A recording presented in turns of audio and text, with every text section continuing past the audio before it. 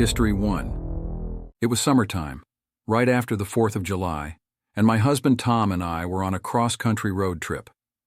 We were driving through Texas, and for those who have ever driven across Texas, you know it's a long, barren journey.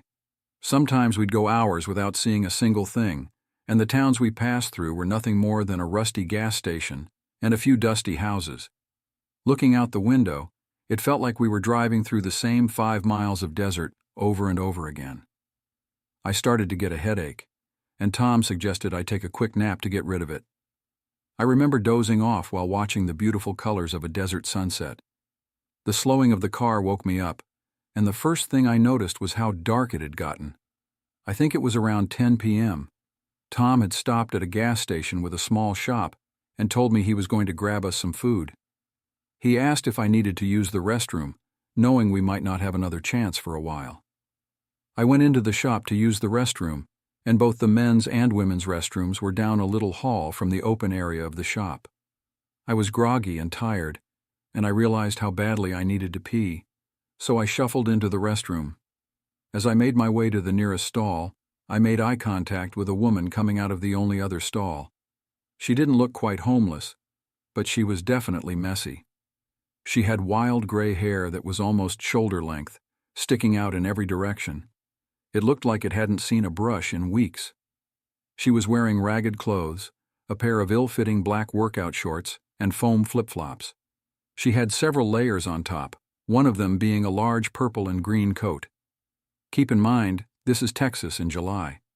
The jacket was just hanging on her shoulders crookedly, like she hadn't bothered to put it on correctly. She was carrying something in a tied-up plastic grocery bag. I gave a quick smile as our eyes met, but she just stared at me. Then her face turned wild and intense. Her eyebrows were set as if she was angry, but her eyes had a wild, alive look. She looked at me like she was hungry, and that's when I felt the first tinge of something wrong. I tried to brush it off as she waddled over to the only sink. I took my time shutting the stall door because something about her posture struck me as odd. She was standing with her body angled toward me, but her face was turned to the mirror. Her body was tense, legs slightly crouched as if ready to act. Her hands were not by her face or fixing her mess of hair or even being washed. They were at her sides, elbows slightly bent. I wasn't sure why, but I suddenly felt uncomfortable. I regretted leaving my purse and cell phone behind. I shut and locked the stall door and took my time using the toilet. I wanted her gone before I left the safety of the stall. I stayed there long after I had finished, but the woman was still there. So I waited longer. Finally, I heard the smacking of her flip-flops as she made her way to the door. I heard it open and then slam closed. The door was pretty heavy, and it had slammed the same way when I entered. I stayed for a moment, allowing a wave of relief to wash over me before I reached for the lock. Then I paused, my fingers only an inch from the lock. I stayed as silent as I could to confirm what I thought I had just heard. Breathing. The woman had only pretended to leave. At this point, I was scared and confused. Why had she tried to trick me into thinking she left, only to stick around and be as quiet as possible? I knew something was very wrong, so I stayed in the stall even longer. This time, it must have been at least 20 minutes, but I had no way of knowing for sure. I could tell from the direction her breathing was coming from that she had positioned herself in the far corner right next to the door, but far enough that I couldn't see her feet. Finally, I heard her leave. This time, I waited a few minutes to make sure she hadn't tried her trick again. I slipped out of the stall, quickly washed my hands, and rushed down the hallway to the store. It was pitch black outside, and I had no idea where she was. She couldn't be far. A large man was checking out at the register, so I waited near a window display until he left the store and quietly slipped out the door behind him. Sure enough, crouched right outside the front door was the woman.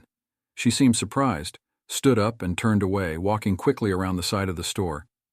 Tom was waiting in the car and asked me if I was okay since I had taken so much longer than usual. I told him I would explain everything once we were away from that store. Redditors who read about my experience had many theories. The two most common were that she was a druggie wanting to mug me or that she was involved in sex trafficking. I'm open to any of your theories. I tried to see if there was anything in the news from around that time, but I couldn't figure out exactly where we were when this happened. History 2. When I was younger, each summer and almost every New Year, my family would pack the car and head out on a road trip to visit family in Mexico. We never had any issues until one particular trip when I was around 10. Like every other road trip, we left our home in southern Texas around 6 p.m. to reach our destination by the next morning.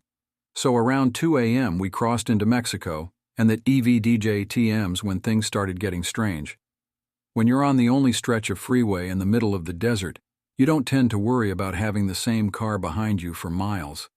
It was practically pitch black outside our car windows, with the only visible shapes being the dotted stars and the eerie silhouettes of the cacti. We'd been in Mexico for about an hour and still had a few more to drive. I remember dozing off but still being semi-conscious of what was around me because I couldn't really fall asleep in a car. When my mother suddenly spoke my father VJTM's name, I heard her. VDJ and Carlos, that car behind us has been there since we left Laredo. DJ KJ. My dad peeked at the car and shrugged off my mother's concern. VJNJ, a lot of cars use this road. He's probably going to Reynosa or another city, VDJKJ, and he left it at that. Despite his reassurances, my mom kept a wary eye on the car behind us. By this time, my siblings and I were fully aware of the car and entertained ourselves by watching it through the gaps in the luggage that blocked the rear window. We got tired pretty quick. VJJNJ TM's getting closer. DJKJ, my mother noted. And we turned to watch as the car inched closer and closer to ours. VDJNJH's too close, Carlos. DJK, and she was right. By this time, the car was practically pressed against the rear of our car. On a lonely stretch of highway in the middle of nowhere with another few hours until daylight, it was downright scary. We couldn't do much. My dad didn't slow down, didn't stop, and he didn't speed away either. He just drove, and the car followed. The next 30 minutes were the most tense we had ever experienced. The car would ease off sometimes, only to press its blinding headlights against our rear once more, like he knew he was freaking us out and enjoying it. It was during one of the periods when the car had pulled away that my mom spotted a police car up ahead parked on the side of the road, and she didn't miss a beat. VD pull over right in front of the police. Pull over right now, Carlos. EJK, and he did. The car kept driving. I wonder how confused the policeman must have been as he watched my dad park our car right in front of him. The policeman came over and asked what was wrong, and my mother urgently told him everything. The car, the way it followed and taunted us. The policeman took her claim seriously and told us how people were victimized and had their cars stolen on these empty highways by thugs and criminals. Then he offered to drive behind us for a while to make us feel safe. We drove off with the police cruiser behind us, relieved, until about 10 minutes later when we saw something that confirmed the policeman's words and my mother's worst fears. We saw the car pulled over on the side of the road, waiting. History 3. I lived in Arizona for several years before moving to the Midwest. My friend Jane and I would spend many days exploring the remote corners of Arizona, discovering abandoned ghost towns and enjoying the quiet, desolate beauty of the desert. One afternoon in April 2012, we were traveling from Sedona to Phoenix. Always up for an adventure, we took a back road rather than traveling the more direct highway. One leg of our journey had us on AZ-87, a remote, tiny 2-lane highway. We loved those types of roads until that day. This part of Arizona is flat and desolate desert. You can see for miles. There is virtually nothing except dirt and rock between towns, and towns can be miles apart. So we were on AZ-87 going south. After a few minutes, we saw a blue pickup truck up ahead of us going the same direction. Suddenly, he stopped his truck sideways in the middle of the highway, blocking both lanes. We were about a mile away from him, and as we got closer, we began to get uneasy. We could see no reason for him to do this. We were the only other vehicle out there, and we began wondering if we should turn around rather than come up to him and have to stop. We were about half a mile away from him when he pulled over to the opposite side of the highway, but his truck was still pointed in the direction we were going. We tried to relax a little. Surely this guy was a rancher or something, maybe checking something on his land. As we passed him, we noticed a few things. There was only one person in the truck. a middle-aged guy who never took his eyes off us, and he was talking into a walkie-talkie. A few seconds after we passed him, he pulled back onto the highway and started following us. He never got too close. He would get to within a few car lengths, and then drop back a little, then speed back up again to within a few car lengths. We were getting nervous. We realized how alone we really were. We had seen no other traffic on that road, and we hadn't told anyone about our great idea to take this detour. We checked our cell phones, and neither one had a signal typical for remote Arizona, but scary given our present situation. Jane was driving and speeding up while I frantically checked the map, hoping to find a road that would have more traffic. There was no other road. We had to travel this one to get to the next town. Turning around to go back the other way didn't seem like a good option. After a few minutes, we saw another pickup truck coming towards us. He was going very, very slowly, maybe 20 miles per hour if that.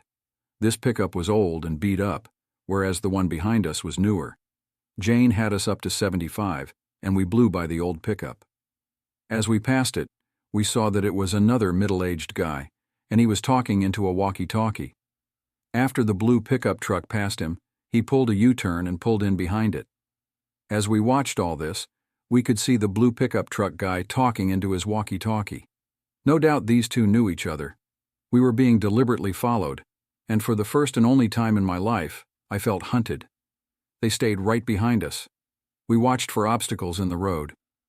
We truly thought old beat-up pickup guy had set up a trap in the road and our vehicle would be disabled somehow. We talked about driving into the fields, but this was obviously their territory, and we were afraid of what would happen if we went off-road and got cornered. So we stayed on the highway. By now, the blue pickup truck guy was right on top of us. We could see him talking into the walkie-talkie, and he stayed right on our bumper. The old beat-up pickup truck guy was right on top of him. The three of us sped down the highway. The blue pickup inched closer. His maneuvering and edging closer made it apparent that he was trying to bump us.